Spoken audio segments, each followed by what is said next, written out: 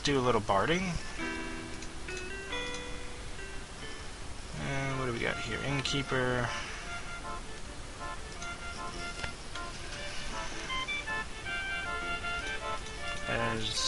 No, I want to go.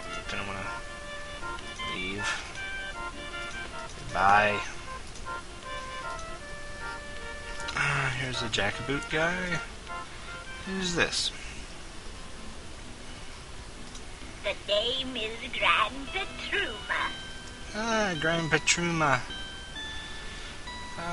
Wherever did you get those clothes, Lyle? Must have snitched them off a marquee somewhere. You're getting a mild bit bolder, aren't you? I'm afraid you have me mistaken for someone else. My name is James. James, is it? Ah, of course it is. And I'm not your Grand Petruma either. I'll take it. You're masquerading again.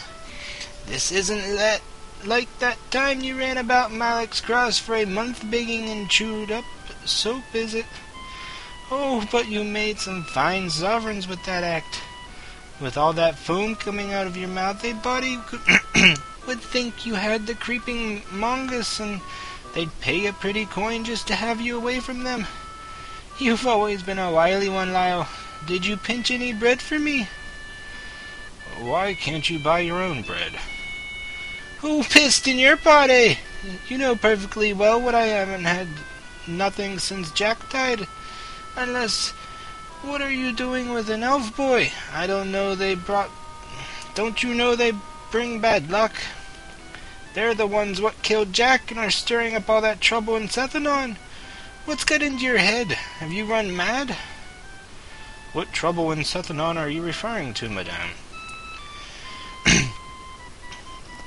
You really aren't Lyle, are you then? But you're his mirror image, are you? You are.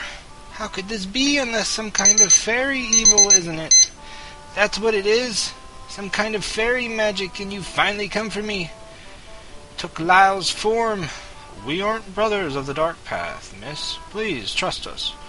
Perhaps they may bear some resemblance to this Lyle character you're talking about, but we're just ordinary folk. I would like to talk to Lyle, however. He sounds like he might be a relative. I guess you don't look like evil fairies, leastways none I've ever heard of. So, Lyle might be your brother. I don't know. I never knew my father, and my mother never mentioned a twin. But when I was taken captive in Krondor, a few of the men who were guarding me kept asking about places I've never been, and about people I've never met. At first I wanted to dismiss what they were saying, but then I got to thinking about some of the events that happened before the battle at Sethanon. Someone tried to slip in a double for Prince Arutha. Maybe the Mordor are repeating their old strategies. This is all very interesting, but I haven't had a bite to eat in days. Do you think you could spare something for me? Well, of course we can. I've got a pack of rations that are yours, provided you tell us a little more about this Lyle. Last I saw of him, he was heading toward Lighton. Said something about wanting to meet some gentleman there. More than likely he'll be staying away from the main roads. Try as he might, he does have tendency to get into trouble now and then. Thank you, miss. Watch out for yourself. Alright, well, since I'm over time anyways, I might as well continue exploring this little area. Let's go to the temple, shall we? And then just, split it again.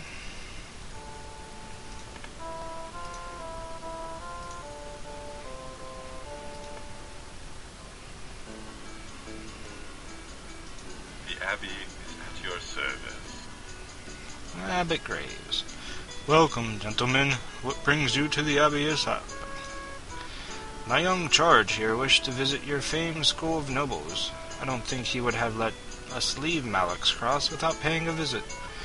Well, I am pleased to see that our reputation precedes us. Am I to assume you are interested in becoming a new pupil, or are you visiting from our estimable rival, the Academy of Magicians at Stordock? My father would never allow me to study magic formally. Even though he more than has the financial resources to send me to Stardock, he thinks it's a waste of my young noble's time to spend 10 and 20 years with his nose stuck in a book, and yet be hardly capable of doing anything else. If it weren't for a magician named Patris that I met once, I wouldn't know anything of magic at all. It is true that magicians study for longer periods of time with fewer visible results, but no course of study is a waste of time, and while magic is not a primary staple in our directed studies here, Magician Puck is kind enough to occasionally send instructors from Stardock to lecture on issues that involve magicians. If you would be interested in enrolling, I regret that we don't have time for that kind of detour. He is on crucial business that takes him elsewhere. What about you, Senor? Is there anything in our curricula that interests you? Books and scrolls? I'm a bit too old for that sort of thing now.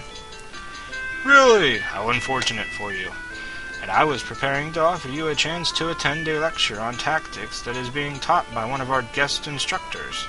Now that I think of it, you probably wouldn't be interested. It's being taught by this, well, odd fellow, a one-eyed gentleman who goes by the name of Bastira. Bastira? You mean Gaidu Bastira, King's Lion First Advisor? Yes, I believe that is his title. It's part of the Chapel of Ishap's arrangement with King Lion. In exchange for setting aside part of our facilities here for the purpose of education, the king occasionally will loan us some of the finest minds in the kingdom. It works to our mutual benefit. I can still arrange to allow you in if you're interested for a small donation of 20 sovereigns. What do you say, Senior? Yes. I think we can make the time. Where do we need to go? In town, near the Queen's Road, there is a small hall that we have reserved for Guy's speech. Simply present this ticket at the door and they will admit you. I believe you will be in for a stimulating evening. Thank you. We are looking forward to it. Alrighty. And we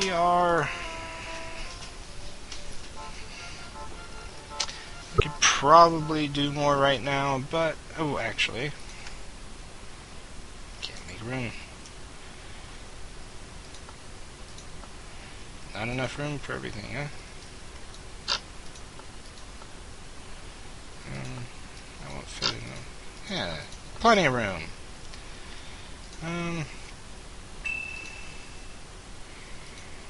Let's save it. One of the videos that since I have to split this one, and one of them is probably going to be a few minutes short, but whatever. When we come back, we'll attend that lecture and then do whatever else we need to do around this area and head back to Sarth.